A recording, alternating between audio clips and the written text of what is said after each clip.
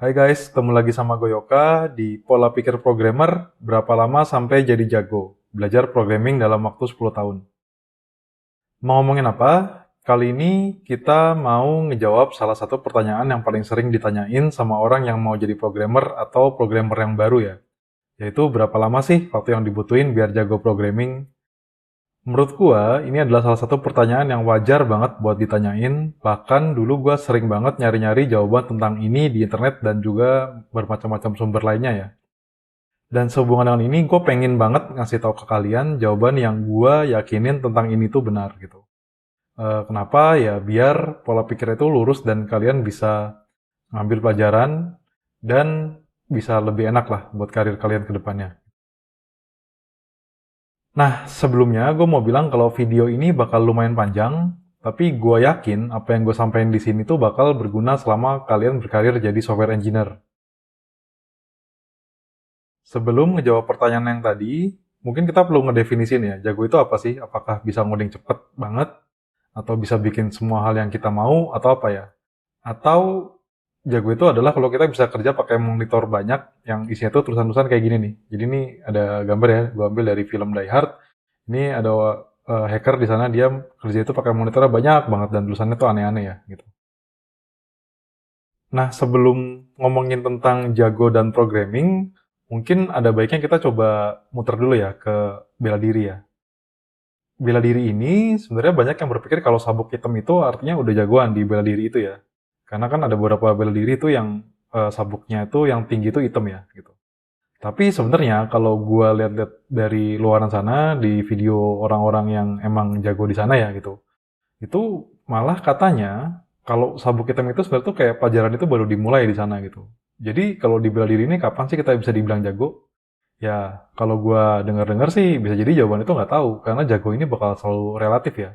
Ini di perguruan kita doang atau gimana nih jagonya nih? Apakah jagonya itu di dalam doang atau kayak gimana? Atau dibandingin sama siapa nih? Apakah dibandingin sama sedunia atau gimana gitu? Ya jadi apa gunanya kita terburu-buru buat jadi jago ya? Karena yang paling penting itu sebenarnya itu bukan kita dibandingin oleh orang lain ya, tapi lebih kayak ke diri kita sendiri. Dan yang penting kalau katanya orang-orang yang di bela diri itu adalah gimana caranya kita terus berkembang biar lebih tahu sama diri sendiri gitu. Itu tentang bela diri ya. Selain itu, ada juga kata-kata yang menurut gue menarik ya dari salah satu komik yang gue senang ikutin, tapi sekarang lagi mangkrak komiknya. Ini ada komik Vagabond judulnya. Dia tentang Musashi gitu, samurai di Jepang. Dia bilang kayak unrival under defense is a hit haze. Jadi kayak apa ya, dia itu cuma ilusi aja gitu kalau jadi jago itu sebenarnya. Jadi nggak ada tuh yang namanya jago-jago gitu ya. Ya, balik lagi ke programming. Sebenarnya yang gue pikirin itu adalah gue ngerasa sayang banget kalau fokusnya itu adalah kapan jadi jagonya gitu atau berapa lama jadi jago gitu. Karena ini nggak akan ada jawaban pastinya ya. Kenapa? Karena ini akan tergantung sama kemampuan kita buat belajar itu gimana. Berapa lama kita bisa explore programming dalam satu hari ya. Terus kita dapat exposure ke project yang kompleks atau enggak. Kenapa? Karena kalau kita dapat project yang kompleks atau pernah ngerjain yang kompleks ya, itu bakal banyak banget yang bisa dipelajarin dari sini dan akan bikin kita semakin jago gitu. Atau levelnya itu semakin naik ya. Habis itu juga ditentuin lagi nih sama peers kita itu gimana sih? Yang teman-teman sejawat kita ya di kantor ya. Terus manajer kita gimana nih? Karena mereka itu adalah mentor-mentor kita ya. Dan mereka itu termasuk alasan kenapa kita bisa berkembang sebenarnya. Jadi itu banyak banget faktornya gitu untuk bisa ngejawab berapa lama kita bisa jadi jago di programming ini. Dan mungkin sekedar informasi aja ya, sejauh ini gue udah di dunia IT itu sekitar 5 tahunan ya, lebih ya, saat video ini dibuat ya. Tapi gue masih ngerasa banyak banget yang perlu dipelajarin. Dan gue sebenarnya nggak yakin kalau feeling ini tuh bakal berubah ke depannya gitu. Karena selalu akan ada yang bisa dipelajarin lebih lanjut atau lebih dalam ya. Jadi ya, sebenarnya tuh even 5 tahun pun juga mungkin masih belum jago ya. Oke, oke. Terus kenapa sih ada video ini ya? Kalau misalnya gue jawabannya itu kayak tadi gitu. Nah, yang mau gue propose ke kalian itu adalah gimana kalau kalian itu belajar coding dalam 10 tahun. Jadi ada satu artikel nih dari Peter Novick yang menurut gue itu ngejawab pertanyaan ini gitu. Dulu gue nemu ini tuh waktu gue awal-awal baru belajar programming. Tadi kan gue bilang ya, pertanyaan itu wajar banget gitu. Karena semua orang pasti akan nanya ini, berapa lama nih sampai gue jago gitu kan. Nah, Peter Norvig ini, dia bikin artikel judulnya itu Teach Yourself Programming in 10 Years. Ini ada linknya di sini ya. Dan gue rasa ini tuh wajib, harus banget buat dibaca gitu. Dan recommended banget lah pokoknya. Kalau bisa baca ini nggak nyampe 10 menit, tapi gue rasa bisa ngubah sudut pandang kita tentang programming gitu. Dan Peter Norvig ini, dia adalah seorang ilmuwan komputer dari Amerika dan pernah jadi Director of Research and Search Quality di Google. Jadi ya udah top banget lah ya. Gitu. Kalau di Google bisa sampai level itu tuh udah oke lah banget. Intinya, di artikel ini dia bilang buat jangan terburu-buru kalau mau belajar programming. Nah, maksudnya gimana sih? Coba yuk kita bahas kenapa gue ngerekomendasiin artikel ini banget dan kenapa gue rasa yang dibilang Peter Norvig ini benar dan dia adalah orang yang bilang sesuatu yang itu adalah pendekatan yang pas buat belajar programming ya. Yuk kita bahas ya. Jadi awalnya artikel ini itu dia ngebahas tentang buku-buku yang judulnya itu Teach Yourself XXX in 24 Hours ya. XXX ini bisa diganti sama C++ atau PHP atau apapun itulah gitu dalam 24 jam ya. Terutama ini yang dibahas itu adalah buku-buku programming ya. Dia bilang kalau misalnya kita baca buku ini, kemungkinan yang terjadi itu ya kayak gini nih, ada beberapa ya. Yang pertama, dalam 24 jam itu kita nggak akan punya waktu buat bikin program yang signifikan gitu. Dan ini efeknya adalah kita nggak punya cukup waktu buat hidup sebagai programmer di bahasa XXX gitu. Sekedar gambaran ya, buat kita di dunia nyata ya, satu aplikasi itu bisa ratusan ribu line of code loh, bisa ratusan ribu baris ya, atau bahkan jutaan baris ya. Dan pastinya 24 jam ini nggak akan bisa tuh nyampe ke aplikasi yang jumlahnya segitu gitu. Jadi programnya ya nggak akan terlalu signifikan, seperti yang dibilang si Peter Norvig ini ya. Dan yang kedua, palingan kalaupun iya, 24 jam itu adalah kita belajar sintaksnya aja nih, tapi bukan pola pikirnya. Jadi kayak gini, misalnya kita ngodingnya Golang, tapi caranya kayak Java gitu. Atau ngodingnya Haskell, tapi kayak Golang gitu. Jadi ya cuma sintaksnya aja, belum pola pikirnya gitu. Kenapa kayak gini? Karena sebenarnya tiap bahasa pemrograman itu punya pola pikirnya sendiri gitu. Gimana yang mereka anggap itu idiomatik. Dan itu baiknya kita ikutin sebenarnya. Untuk sebagian besar kasus ya. Dan yang ketiga, sebenarnya 24 jam ini bukan waktu yang cukup buat kita jadi jago gitu. Gimana sih? Coba kita bahas lebih lanjut ya. Nah, gimana sih menurut Peter Norvig kenapa tadi dia bilang 24 jam itu bukan waktu yang cukup buat jadi jago ya? Karena dia bilang bahwa riset-riset yang zaman dulu ya, bilang kalau kita butuh sekitar 10 tahun buat jadi expert. Ini tentang penelitiannya bisa dibaca di artikelnya ya. Dan menariknya, ini juga dikonfirm sama Uncle Bob dari yang buat buku Clean Code. Nanti gue coba kasih videonya ya di deskripsi ya. Tapi kurang lebih ada videonya beberapa waktu lalu Uncle Bob bilang, biasanya feeling bahwa code kita itu berantakan atau enggak, atau baiknya itu kayak gimana, itu baru terinternalisasi itu sekitar 10 tahun pengalaman gitu. Jadi ini kekonfirm ya sebenarnya, sama programmer yang lainnya.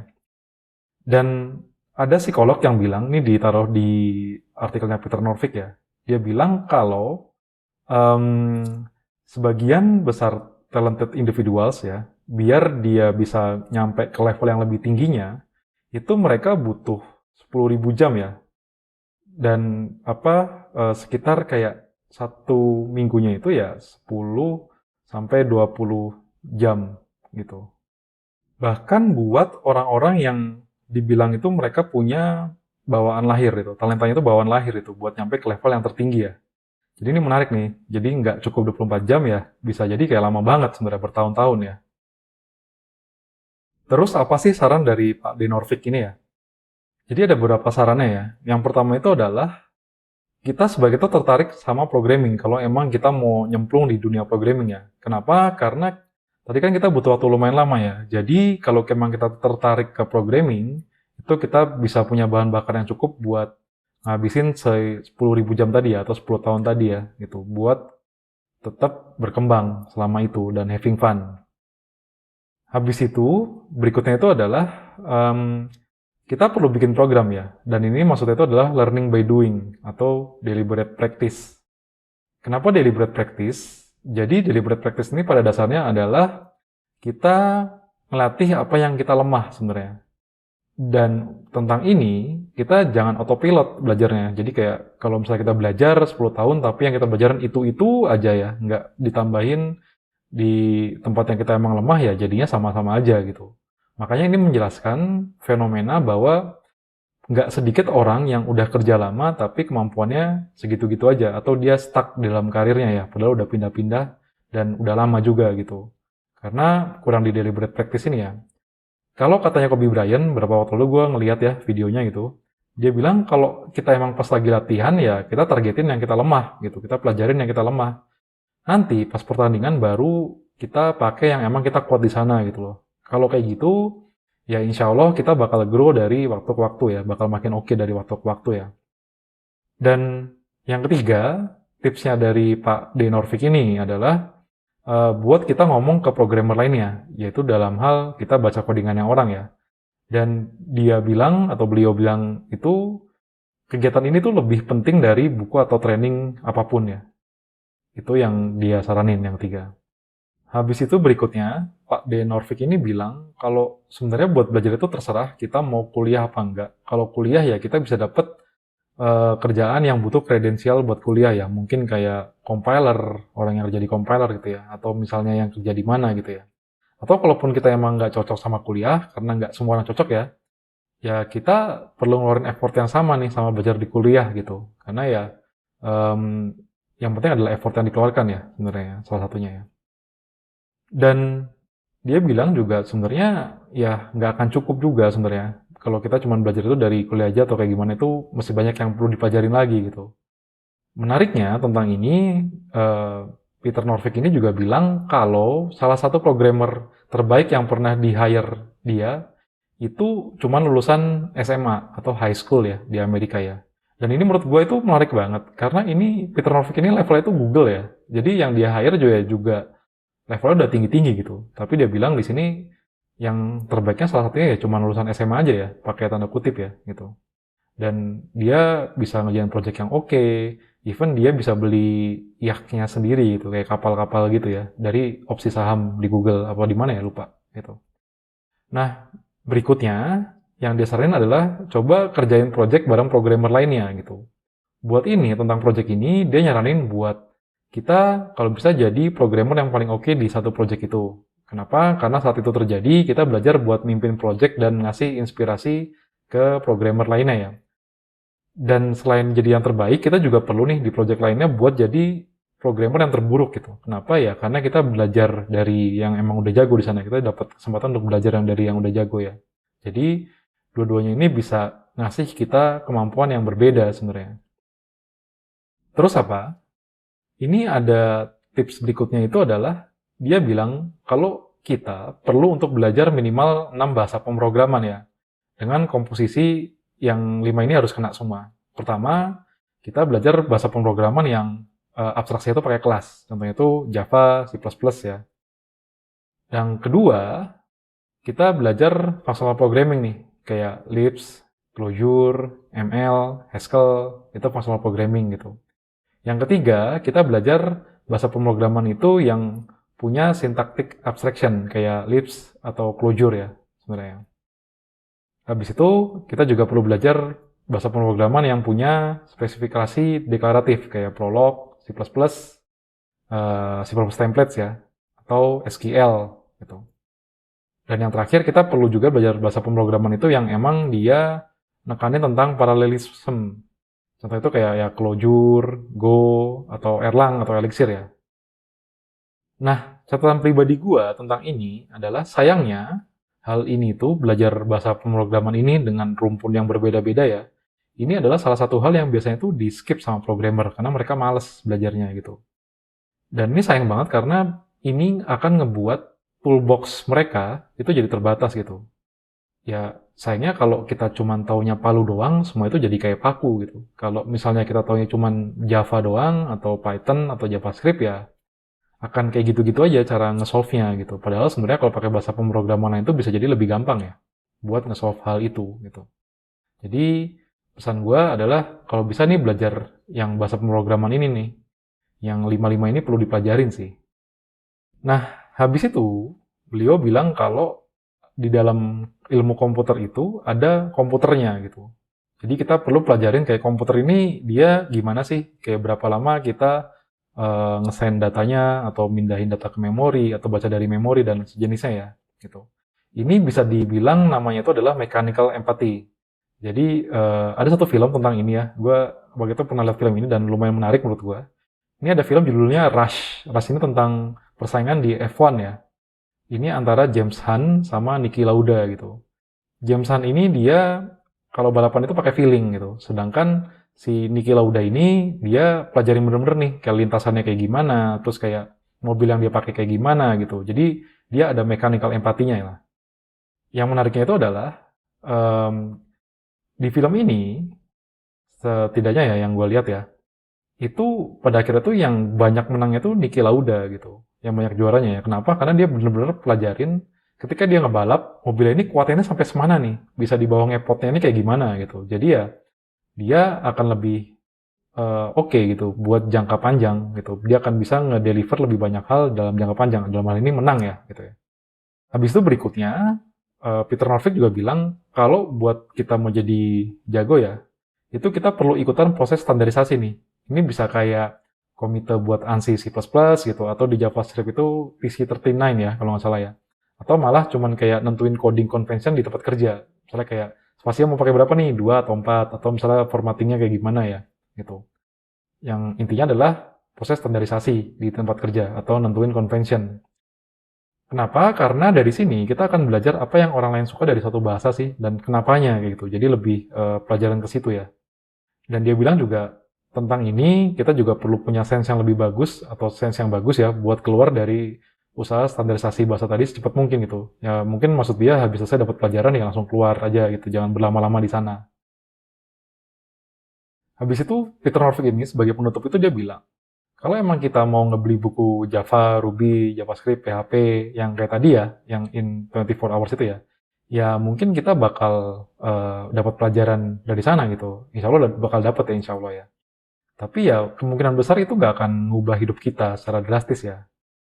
Karena ya itu juga nggak akan nambah expertise kita dalam waktu 24 jam atau 21 hari ya. Ada juga buku yang tentang 21 hari ya gitu. Ya, ketimbang itu gimana kalau misalnya kita benar-benar kayak fokus aja gitu buat improve diri kita dalam waktu 24 bulan atau 2 tahun ya.